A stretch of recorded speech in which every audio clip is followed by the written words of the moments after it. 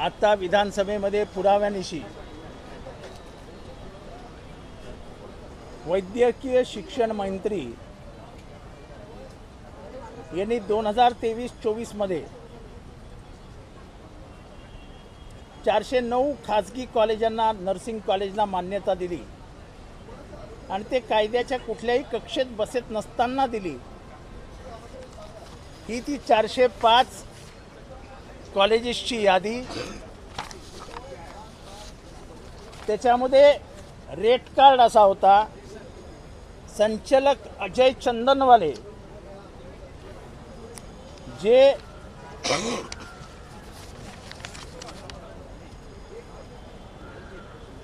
शिक्षण संचालक म्हणून पदभार सांभाळत आहेत,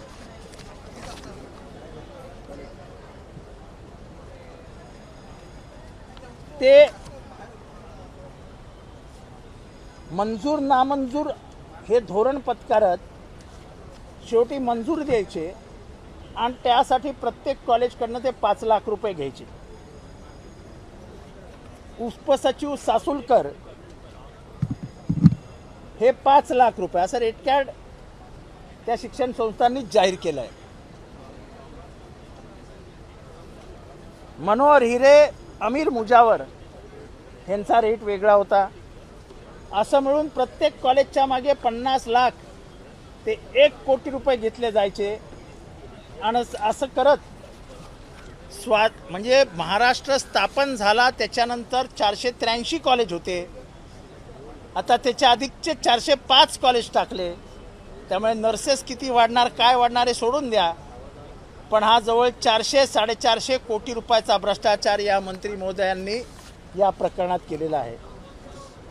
तसंच पुराव्यानिशी आम्ही हे देखील सादर केलं आहे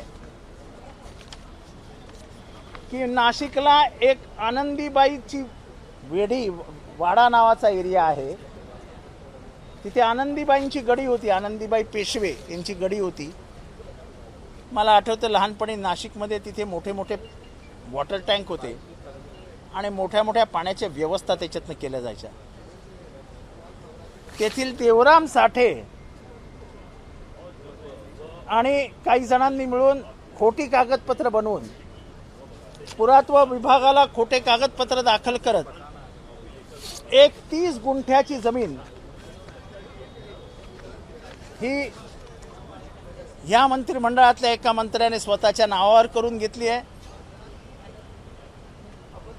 पुरातत्व विभागाने काही अंशी या प्रकरणाला सहकार्य केलं आहे आणि ऐतिहासिक गडीची जमीन सरकारी पदाचा गैरवापर करून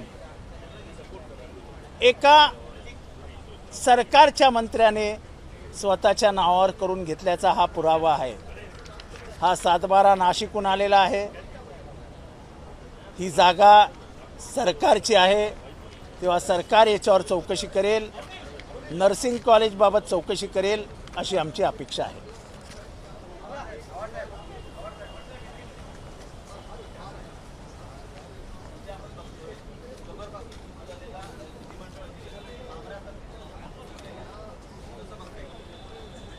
नाही, जनसुरक्षा कायदा आणतातच तुम्हा सगळ्यांना गळफास लावायला, म्हणजे मी पण आहे त्याच्यात। महाराष्ट्रात कोणाला काही बोलूच द्यायचं नाही असे कायदेच आणले जात आहेत। तुम्ही महाराष्ट्रातनं आता दुसरी काय अपेक्षा करताय? आणि मी आतमध्ये बोललो आहे की आत्ताच्या काळात जर संत तुकाराम असते, संत कबीर असते, नामदेव ढसाळ असता तर त्याला जेलमध्येच बसावं लागलं असतं, कारण का गरिबांच्या व्यथा, अन्याय, विद्रोह सहनच करायचं नाही असं आता महाराष्ट्राची भूमिका झालेली दिसते।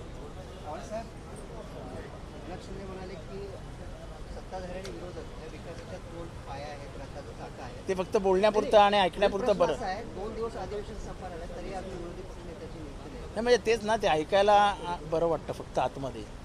असं एक कृती आणि बोल याच्यामध्ये फरक असतो। बोलायचे दात वेगळे असतात, दाखवायचे दात वेगळे असतात आणि खायचे दात वेगळे असतात। ती होणार पण नाही, काय सरकारला काही करायचंच नाही, कायदेच पाळायचे नाही। एबीपी माझा, उघडा डोळे बघा नीट।